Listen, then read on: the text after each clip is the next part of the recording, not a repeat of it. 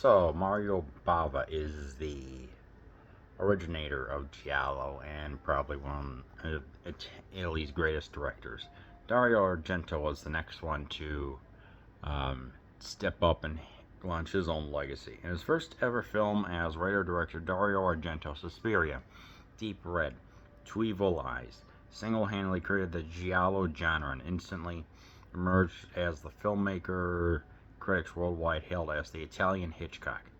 Tony Musante of Traffic and Oz, and Susie Kendall, Circus of Fear, Torso, star in this pulse-pounding suspense thriller about an American writer in Rome who witnesses and is helpless to stop a brutal assault. The cunning vengeance of a maniac and the heart-stopping horrors that lives and kills deep in the dark. Blue Underground is proud to present this legendary shocker remastered high definition from its original camera negative, including recently discovered and never before seen footage of explicit violence. Remastered in 6.1 DTS ES and 5.1 Dolby Digital Surround Sound EX. Exclusive extras in this 2-disc special edition, including 4 all-new featurettes with Argento Oscar-winning cinematographer Vittorio Storaro, legendary composer Ennio Morricone, and co-star Ava Renzi, and much more. This movie is 55 years old, but it still really holds up to this point. It's like, what is this? What is the billing that's going on here? It's like what's going on in the museum where the American tourist visits it? A writer in Rome. What a surprise! Witnesses a person getting billed. It's like, okay, so we got one thing going on, but then we've also got some other billings going on. So what exactly is this one work? What is this one about? Well, it's a police procedural, but also at the same time, the protagonist Sam does his own work trying to piece all the to combine all the pieces together. So it's like half the police. It's like this is kind of like, with all the police movies, the police dramas that were going on at the time, and also combined with all the billings of giallo. So it's an interesting mishmash, and I liked it because there's enough variety in here that you will not be bored. I will admit, when I saw this roughly 4.5 years ago, I was a little bored. I'm like, I have no idea what's going on here. But now I can say, and I'm like, okay, I know more of the motifs. I know more of the more of the pace, the cinematography, and who influenced it and stuff. I'm like, okay, now I like what's going on. Of course, the acting by Tony here is pretty good. He's his own proactive character that I liked, or Sam, excuse me. He's launching the investigation. He's going around. He's trying to get information about this one painting that the biller purchased from a kind of a secluded, I guess, a hermetic painter. Working with the police, but the police are doing their own thing at the same time. All the while, we get some very extremely interesting things, including a first, some of my personal favorite was like where there's the victim, where she's resting after a hard day's work with a cigarette. We get a first person shot, extinguishes a cigarette, and then suddenly we get to go and see the biller wearing black, which is just such a scene. It really is. It is pretty, I would say, kind of terrifying in a way. But then of course we get, hang on. We get a nice panning, just long enough. But arguably the highlight for me was a 6-minute intensive scene where Sam's girlfriend is trying to fend off the biller on her own, and we just get to see a lot of or he's trying to come through the door, and she's got a knife ready to attack, and it's just so tense. It's like you can see the intensity being captured with the zoom ins.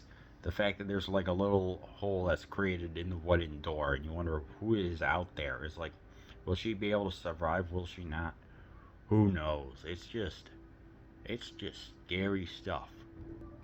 And I'm like, I forgot just how, like, what an introduction this was to how Argento does stuff. It's like when he films it, it's like, you know, it it works. It's slow, but the payoff is so worth it in the end when one particular scene is done.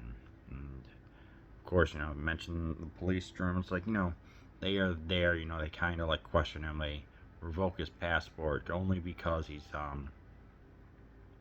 trying to. They're just trying to have him there because he's really the only witness. So what do they do? And I kind of like this. It's like they don't explain too much, but they say, hey, kind of taking a cue from the phone in Black Sabbath. It's like, hey, with the phone here, it's like, here's one of them. Here's one that's records. Say, hey, go back to America.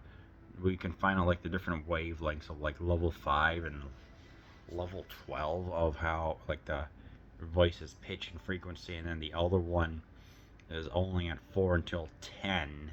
So that's kind of an indication there's something else going on. And I'm like, ooh, I like it. Please tell me more. And they also hear an odd sound of what's going on. It's resulted in this very beautiful bird that they explain in the last, I don't know, 15 minutes of what's going on. And it kind of leaves everything. I'm not going to say any more than that because I don't want to spoil it. But the bird, they isolate the sound. There's also seen in, what was that? The one Harrison Ford movie, The Fugitive, I think, where they isolate him, like what subway he's at. They kind of did that here. That would be like the closest I can think of. So it's just so good. Yeah, of course, some of the motifs of the black hand, the completely dressed up with the hat and the jacket and everything. Yes, that's the way how the killer looks. Present anonymity, which is just so good that I'm like, yeah, it kind of he does look like a intimidating figure, and ultimately, with this being kind of like a writer, it's like it's the police procedural. It's the actor, it's the character that's trying to figure it out, trying to like piece everything together. Whether it's the eccentric painter, whether if it's like he's talking with his girlfriend, everything feels well developed. It feels balanced, and it really just it works well. But like I said, this is slow. There's blood, so it's not for everyone. It's a different take on the usual police procedurals and dramas. Plus that, so this was originally a 1948 book. I forgot what it was called. 1946. Spain to 1948-58 movie, and then Argento brought the rights to it, and he kept on making changes and changes. So it was just influenced liberally, and I'm like, well, you gotta do that sometimes, and in order to make it work, and that's fine. I have not read the original. I don't even know there's an English version. It's like the production was great. Everything looks good, but from the IMDb, said that Tony Musante was wanting to get in. Was a method actor, so he would often appear at Argento's house at 3 in the morning to try and talk about the script, which is kind of funny in a way. But even the co-star Eva Renzi said, that she was found Tony to be a little difficult to work with. How difficult? Probably pretty. I'm not sure about as difficult as the other guy in Tenebrae or whatever. But it's like What else was I going to say? Yeah, so with the body double, I mentioned that was Argento himself because he couldn't get the right image or composition he wanted with the actor, so he just started as the body double, which was pretty cool. And yeah, I mean, Bird with the Crystal Plumage, it's recommended. It's like if you want to see like the film that not the first giallo, but the one that brought it into prominence in Italy and then eventually got released here in America. Yeah, then I recommend that you watch The Bird with the Crystal Plumage from 1970.